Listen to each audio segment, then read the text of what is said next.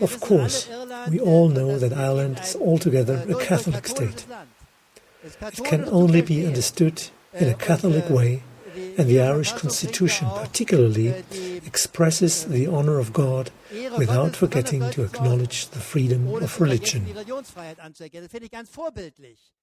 This is quite commendable because Ireland clearly expresses its commitment to its culture, let us say its Catholic culture. But it also acknowledges the freedom of faith. Auch anerkennt, und nur so kann man es verstehen, die Religionsfreiheit. Wenn nun mal jemand Protestant ist, now, if someone is a Protestant, as many people are in the 6 provinces, Northern Ireland, that is a problem, or as any other religion, many religions are mentioned here, but strangely enough, not the one that troubles us here, with which we will be confronted when Turkey joins. This is not mentioned. But otherwise, there is the freedom of religion.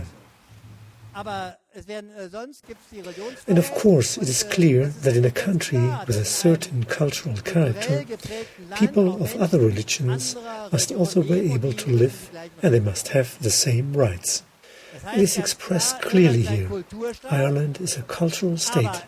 But for me, it is obvious the constitution under which we actually live is the one of the European Union. It abolishes the Irish culture.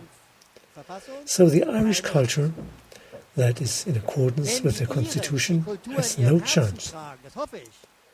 If the Irish carry their culture in their hearts, they have to vote no.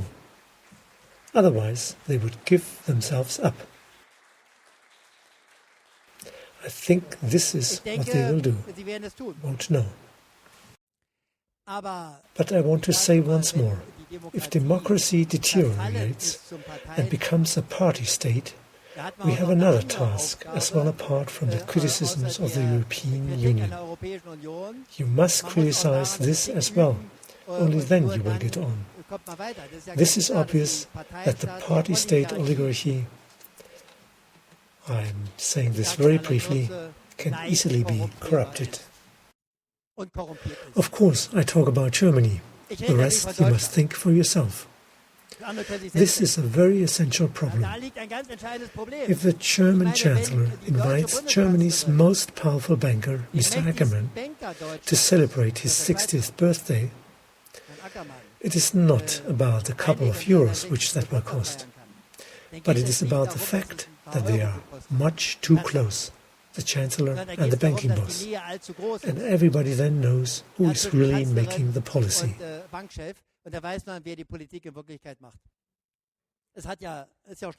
This has been mentioned before. The Constitution of the Union has led to an unleashed capitalism, in particular by means of the freedom of capital movement. Free is the capital, not the people.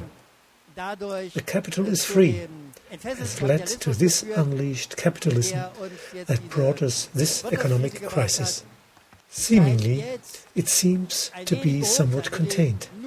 This is of course the result of these gigantic boosts to the economy. This is only temporarily, in Germany in particular, until the elections. Not number 231, 232. But there is no doubt about it that later this year and in next spring, a very big crisis will come. In Germany, unemployment amounts to below 3.5 million. Actually, we have 6 million people who receive Hartz IV, strangely, because they must be at least partially unemployed. This is already fact, at least 6 million, and the number will explode for 2 or 3 million more. I dare to doubt if the euro will survive that. I have to be short. The Federal Constitutional Court did not at all validate the economic constitution. The economic constitution is, as we like to say, a neoliberal one. It is not in accordance with the Austrian constitution, nor the German, nor the Irish constitution. The Irish constitution stresses in an exemplary way the social obligation of ownership, the social obligation of the state, and that the competition must not go too far in order to avoid exploitation. All this is written in the Irish Constitution, but the reality of the European Union, on the grounds of the fundamental freedoms, that is, the principle of the European domestic market and the principle of freedom of the market, has long since led to the huge gap between the rich and the poor. How is it possible that in our countries the great majority of the people are getting poorer and poorer, that they face a clear cutback in wages, that more and more workers are employed under precarious working conditions which would have been considered illegal in the 1970s or 1960s? Anyway, our labor law is completely rotten. How could that happen despite an increase in production of 1 to 2% each year? During the last 20 years, when the employment conditions have become precarious, we witnessed an increase of the GDP by 30 or more %. That should have been distributed. Everybody should have gotten 30% more. However, we have less. Where is the money? You only need to ask the question. The answer is self-evident. This is the effect of the fundamental freedoms in the European Union in combination with the World Trade Organization, however. You must never forget the enormous mistakes that were made by the foundation of WTO in 1994. This process went parallel with the European Union. But the Union now claims the exclusive authority for trade policy and has been practicing this for a long time.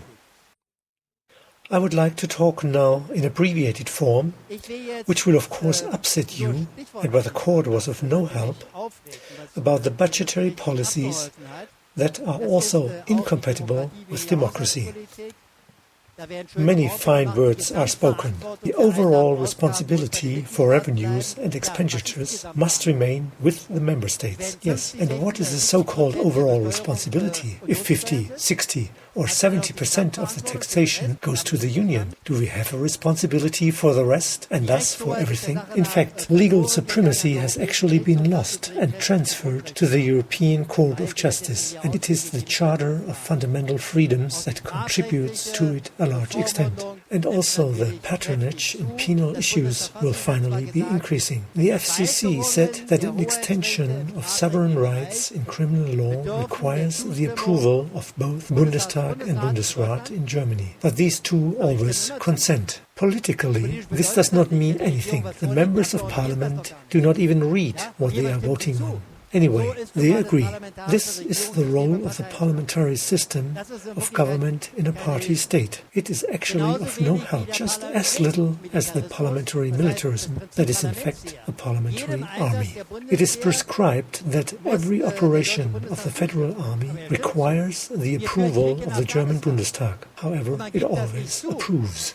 We are waging war in Afghanistan and no one admits it. We are also violating the Hague Convention respecting the laws and customs of war on land. First, one does not acknowledge that the insurgent Taliban are human beings. Second, one does not acknowledge them to be combatants. That means that they have to be treated according to the Hague Convention instead of just being bombed. Besides that, there also is some collateral damage. In other words, so and so many civilian population was killed.